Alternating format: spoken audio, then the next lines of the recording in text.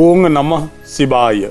आपण मान प्रिय कार्यक्रम शिव कथार आसर को मु शरण नना आ मो संगे मो चरण नना दुई नना आपन को स्वागत करुचु। आज्ञा गत अध्याय आम भलरे शुणुलु किभली भाव में मार्कंडेश्वर महात्म्य किभली भाव में मार्कंडेश्वर निकट में मार्कंडेश्वर पुष्करिणी स्थापन करागला एवं मार्कंडेश्वर पुष्करिणी रे स्नान करी आपण मार्कंडेश्वर को दर्शन कले आपन को कौन फल मिल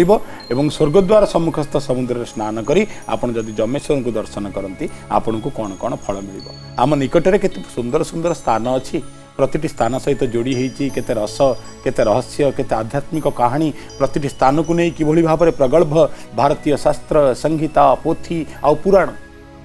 तथापि आमे माने आम माटी आम अस्मिता आम ऐतिह्य ये सब विषय रे अज्ञ नना तापरे कौन हला आगा सनत कुमार मुखु चरित शुणी बोइला हर्ष भरे ऋषि गण पचारिले पुणी पवित्र होइलु मुनि तुम वाक्य जोगे कहिल शिवंक दिव्य कथा देते बागे जय हो सबु शुणते मन होइला तृपत प्रभु आवर कहन्तु मार्कंडेयंक चरित तदन्ते केवल कृत्य कले से हुजती ता शुणिबा पाई आम्भ इच्छा हुए अति बदंती जे महाज्ञाता सनत कुमार पवित्र चरित मार्कंडेय ऋषिंकर सात कल्प आयु लभी ले से शिव पूजी से दीनु शिवंक चरण रे थांती भजी बढ़िया कथा आज्ञा से निर्वाह करी शिव प्रीति अर्थे तहु गमिले पुष्कर नामे पुण्य तीर्थे ताहांकु देखि से तीर्थ रुष्ट करी मन बोइले की कार्य मुनि भलु आगमन। ये हूँ मार्कंडेश्वर महिमा निजर साधना बल जी 7 दिन आयुष को 7 कल्प करदे आपण को ये सब कथा अविश्वसनीय लगुच कि ये सब कथा शुणी आपण आश्चर्य होउचंती कि आपण जानिचंती देव आशीर्वाद रे मध्य अनेक वंशर दायाद माने सतायु हबार प्रमाण अच्छी ना यदि केवल देव कृपा मिल जाए ओडिशार जड़े वरिष्ठ साहित्यिक विशिष्ट साहित्यिक प्रभावशाली साहित्यिक प्रचंड प्रतिभा संपन्न दार्शनिक व्यक्तिगत तथ्य दृष्टि मु गणमाध्यम नाम प्रकाश करने को चाहूना से आज आम गहने ना थे सहित कथा बेले भयंकर शारीरिक असुस्थता बेले आम हस्पिटाल पहुंचलु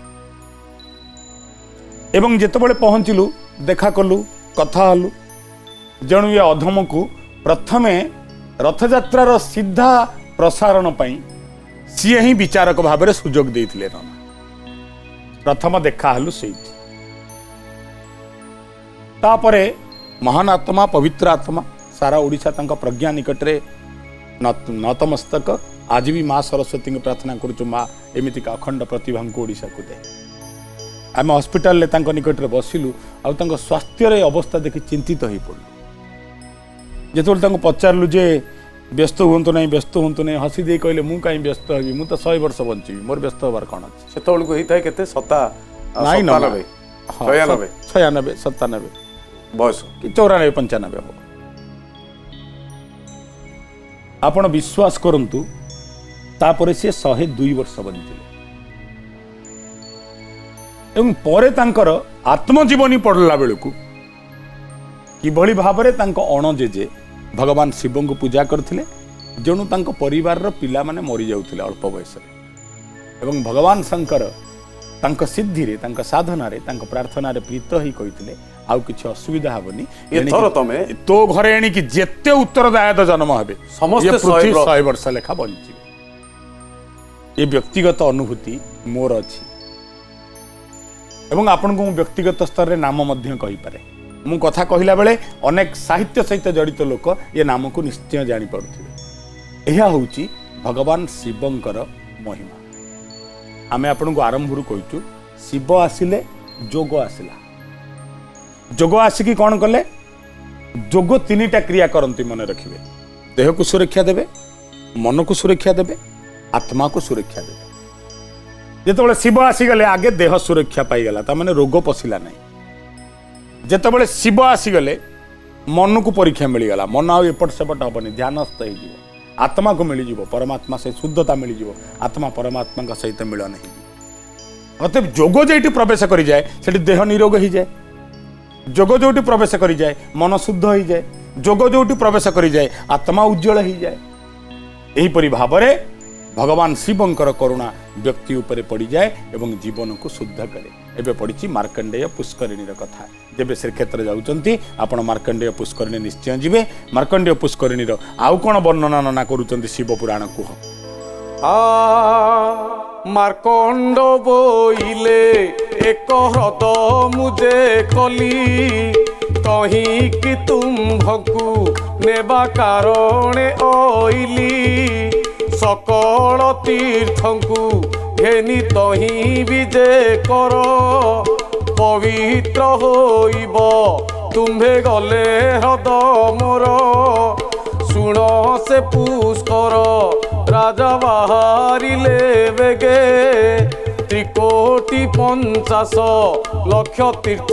छंती संगे मार्कंड ह्रदरे मिलते से सबु तीर्थ आनंद होइले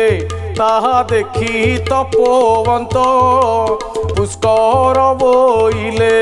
शुण ऋषि मारकंड नीति उषा काले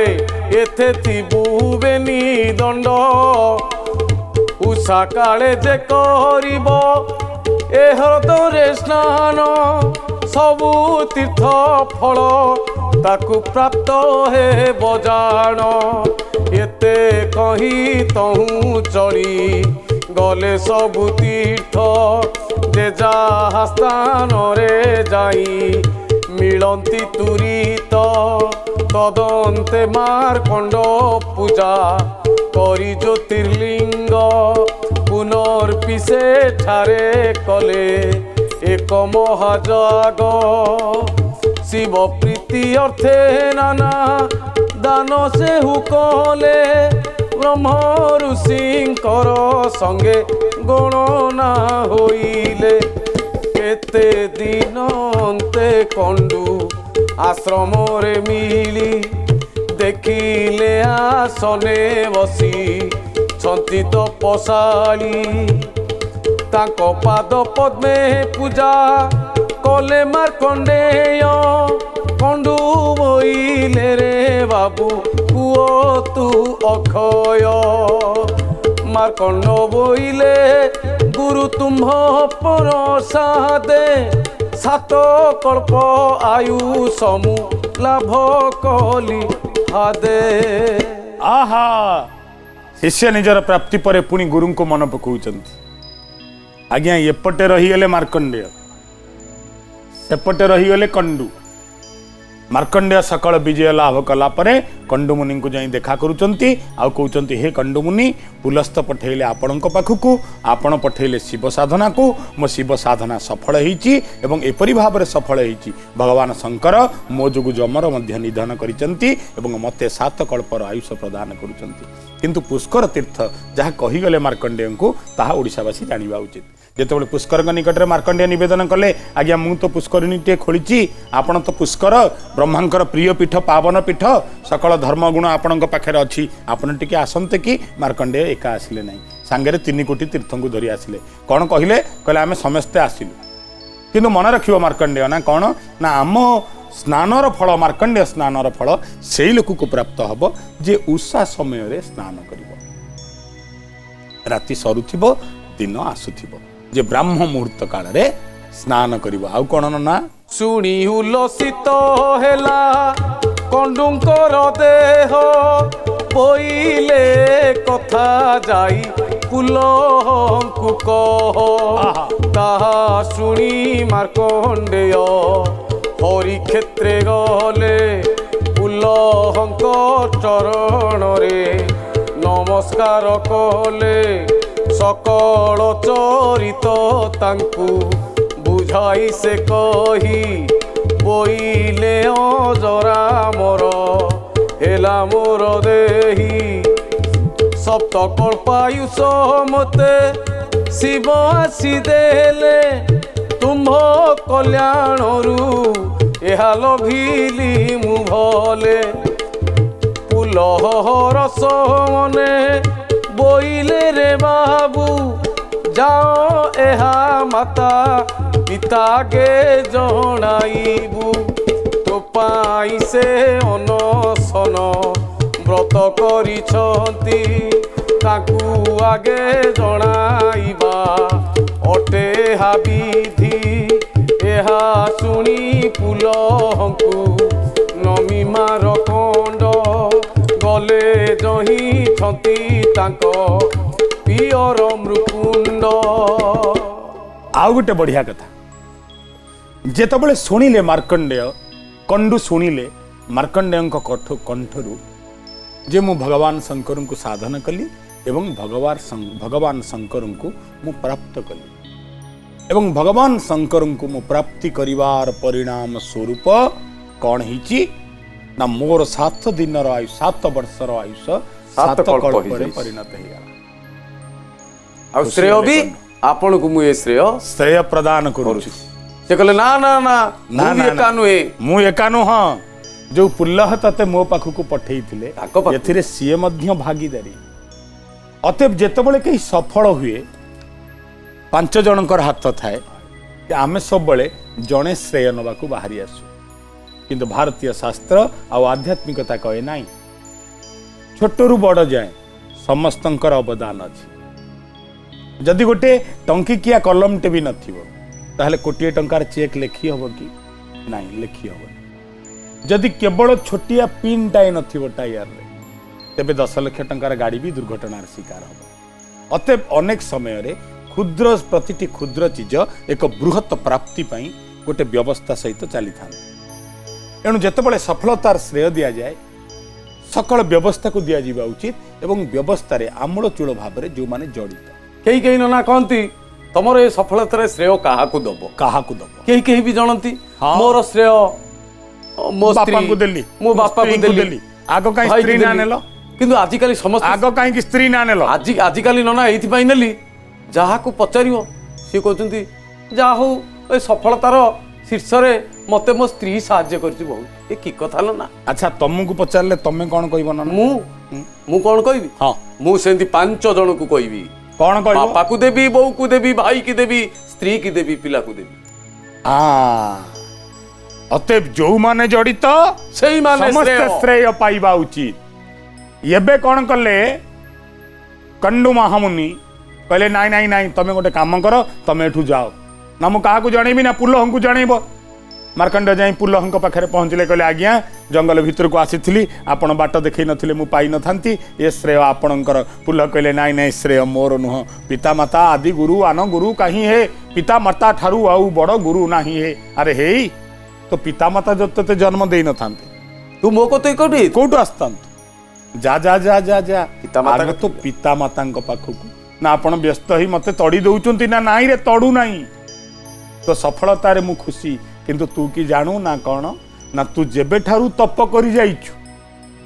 ସେବେଠାରୁ ତୋ ବାପା ବୋଉ ପାଟିକୁ ତୋ ରାଣୀ ମୁଣ୍ଡେ ନେଇନାହାନ୍ତି, ଭାତ ଗଣ୍ଡେ ଖାଇନାହାନ୍ତି ଖୁସିରେ। ଯା ଅନ୍ନସନ୍ନ ବ୍ରତ ପାଳନ କରୁଛନ୍ତି, ଉପବାସ ପାଳନ କରୁଛନ୍ତି। ନନା, ଆମେ ଉପବାସ କହିଲେ କ'ଣ ବୁଝୁ? ଫାଷ୍ଟିଂ, ଉପବାସ। ହଁ, ଯଦି ଆଉ ଟିକେ ପାଖରେ ଯିବା, ଉପ ଅର୍ଥ ନିକଟରେ, ବାସ ଅର୍ଥ ବାସ କରିବା, ପାଖାପାଖି ରହିବା। ଈଶ୍ୱରଙ୍କ ନିକଟରେ ସାଧନାରତ ହବ ମଧ୍ୟ ଉପବାସର ସମାନ। ଅତଏବ ଉପବାସ ଏକ ପ୍ରତୀକାତ୍ମକ ଶବ୍ଦ ଯେ ଆମ ଶରୀର କୌଣସି ଖାଦ୍ୟ ଗ୍ରହଣ ନ କରୁ, କୌଣସି ଖାଦ୍ୟର ଅପପ୍ରଭାବ ଆମ ଶରୀରରେ ନ ରହୁ, ଆମର ଦେହ ମନ ପ୍ରାଣ ସବୁ ଈଶ୍ୱରଙ୍କ ନିକଟରେ ସମର୍ପିତ ହେଇଯାଉ। ସେଥିପାଇଁ ପୂଜାରେ ପର୍ବାଣୀରେ ଉପବାସର ପରମ୍ପରା ଯୋଡ଼ି ଦିଆଗଲା। आज आधुनिक विज्ञान बड़ दृढ़तार सहित कहूँ कि न कले नहीं मासक 2 थर उपवास पालन करने उचित ना कहीं ना आम शरीर विश्राम नवा उचित आम खाद्य नली आम अंतर्नली आम पाकस्थली एमाने बहुत खटुचंती तापर किछि किछि क्षतिकारक जीवाणु मरी जाती मरी शरीर जाती भितर सेदिन। उपवास माध्यम उपवास। अतएव उपवास एक आध्यात्मिक आवश्यकता खाली नुह एक शारीरिक आवश्यकता जे शरीर पुष्टि को परिपूर्ण करे शरीर को समृद्ध करे एवं शरीर को जमी गाड़ीटाए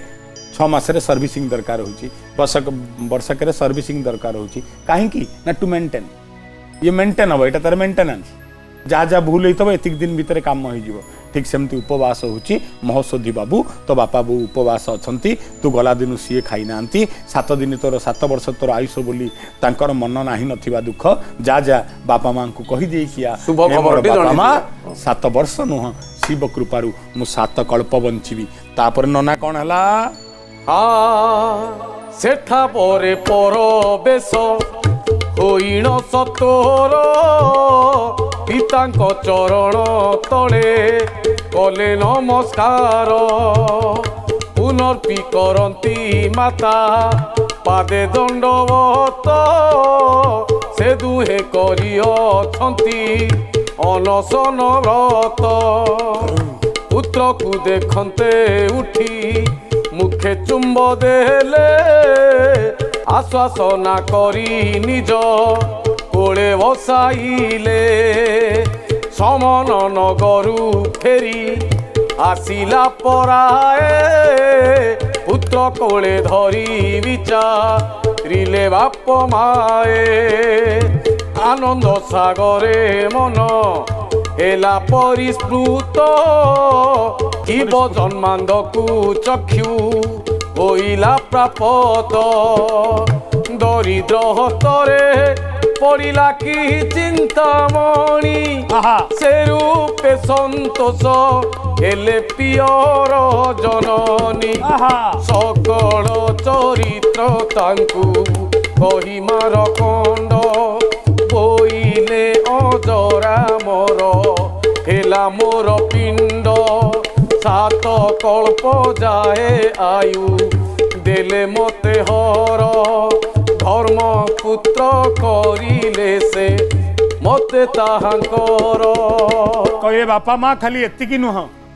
मते भगवान शंकर केवल आयु देले से नुह ना आउ ना मते मध्य पुत्र सम ग्रहण कले अतएव जी पिता जे परम पिता से समस्त प्रति पुत्र ज्ञान प्रदर्शन करे यदि आपण को मु संपूर्ण शिव पुराण को मन पकईदेवी मु आपन कहबी रावण को शिव की ज्ञान करथिले ना पुत्र सम ज्ञान करथिले यदि मु पचारिबी बाणासुर को शिव की ज्ञान करथिले आपण कहिबे पुत्र सम ज्ञान करथिले एठी मध्य मार्कंडेय कहउचंती खाली मु तांकर भक्त हेली नहीं खाली सी खाली मु जे साधक आ सी मोर सिद्धिर मूल आह्वान सिद्धिर मूल कारण एवं सिद्धिर एकमात्र उद्देश्य से कथा नुह ना आउ से मध्य मते पितृत्व प्रदान कले अर्थात मते धर्मपुत्र ग्रहण कले आ कहिले आज तू मोर धर्मपुत्र आ कोन कहउचंती भगवान शंकर ब्रह्मा आदि देव गण सेठा बरे थिले आनंद होइण सर्वे जेझापुरे गले पुत्र मुखु ए सकल चरित कुशुणी अनेक आनंद हेले पियर जननी अनशन व्रत सेही दिन जाइले दरिद्र को अन्न देई विप्रेदान देले शिव को पूजती मार्ग देय प्रतिदिले संतोष हुअंती तांकु देखी नारायण शिव को पूजती मार्ग देय प्रतिदिन विधाता करती देखी बहुत गौरव प्रशंसा करती स्वर्ग सभारे वासव मानना करती ऋषि माने मार्कंड को जही इच्छा कले सेही गमंती से ठाकु शुणी मुनि गण शिव कर जस गुण ହେମନ୍ତେ ତ୍ରିଜୀବୀ ହେଲେ ମୃକଣ୍ଡ ନନ୍ଦନ ମୃତ୍ୟୁଞ୍ଜୟ ମହାତ୍ମୟେ ସୁଧାତୁଲ୍ୟ ରସ ଯେ ଶୁଣଇ ଅପମୃତ୍ୟୁ ଯାଏ ତାର ଏଇଠି ବଢିଆ କଥା କହିଲେ କହିଲେ ଶିବ କେବଳ ମୃତ୍ୟୁଞ୍ଜୟ ନୁହଁ ନା ଆଉ ନା ଯାହାର ଯାହା ଅପମୃତ୍ୟୁ ଅଛି ତାହାକୁ ବି ବିନାଶ ତାର ବି ବିନାଶ ହେଇଯିବ ଯଦି ମାର୍କଣ୍ଡେୟଙ୍କର କଥା କେହି ନା କେହି ଶୁଣିବ। ଅତଏବ ମାର୍କଣ୍ଡେୟ ଏତେ ସିଦ୍ଧ ଥିଲେ ଯାହାଙ୍କ ନାମରେ ଶିବ ମଧ୍ୟ ନିଜ ଲିଙ୍ଗକୁ ନାମିତ କଲେ ମାର୍କଣ୍ଡେଶ୍ୱର ଏବଂ ପାବନ ମାର୍କଣ୍ଡ ପୁଷ୍କରିଣୀ ସେଇଠି ରହିଲା 3 କୋଟି ତୀର୍ଥ ସେଇଠି ରହିଲା। ଆଉ କଣ ଲେଖା ହେଇଛି ନା କହିଲୁ ଚରିତ ଯେତେ ସବୁ ପୁଣ୍ୟପ୍ରଦ ତ୍ରିପୁରା ଦାନବ ହେଲା ଯେଉଁ ରୂପେ ବଧ କାମାଙ୍ଗ ଦହନ ପୁଣି ରତି ବରଦାନ ଦକ୍ଷ ପ୍ରଜାପତିଙ୍କର ଯଜ୍ଞ ବିଧ୍ୱସନ ପାର୍ବତୀ ତପସ୍ୟା ତାଙ୍କ ବିଭାଗର କଥା କୁମ୍ଭୀର ବାଳକ ରୂପ ଧରିବା ବ୍ୟବସ୍ଥା ପୁଣି ଶାସ୍ତ୍ର ମନ ପକେଇଲେ ନା ଯେ କଣ କଣ ଆମେ ପଢିଛେ ଗୋଟି ଗୋଟି କରି କହିଲେ ବାବା ତ୍ରିପୁରାସୁର କଥା ମନେ ଅଛି ବାଣାସୁର କଥା ମନେ ଅଛି ଭଗବାନ ପାର୍ବତୀ ମା ପାର୍ବତୀ କେମିତି ଭଗବାନଙ୍କୁ ବାହା ହେଲେ ମନେ ଅଛି କେମିତି ବିବାହ ସ୍ଥାନରେ ପହଞ୍ଚିଲେ ମନେ ଅଛି ଦକ୍ଷ ପ୍ରଜାପତି କଥା ମନେ ଅଛି ସମସ୍ତ କଥା ଗୋଟିଏ ପରେ ଗୋଟିଏ ଭଗବାନ କହୁଛନ୍ତି ନା ଏ ଆଲୋଚନା କଲା ବେଳେ ଏଇଠି ଗୋଟିଏ କଥା ନା କଣ ନା ଆଜ୍ଞା ସମୟ ହେଇ ଆସିଲାଣି ଆଜି ତ ସମୟ ହେଇଛି ଦୁଇ ନନାଙ୍କୁ ବିଦାୟ ଦିଅନ୍ତୁ ପୁଣି ଆପଣମାନଙ୍କ ସହିତ ଦେଖା ହବ ଆଗାମୀ ଅଧ୍ୟାୟରେ ଓಂ ନମଃ ଶିବାୟ। ଶିବ କଥା ପ୍ରତ୍ୟେକ ସୋମବାର ଗୁରୁବାର ସନ୍ଧ୍ୟା 6:30 ପ୍ରାର୍ଥନା ଆମ ଆନନ୍ଦର ଉତ୍ସ।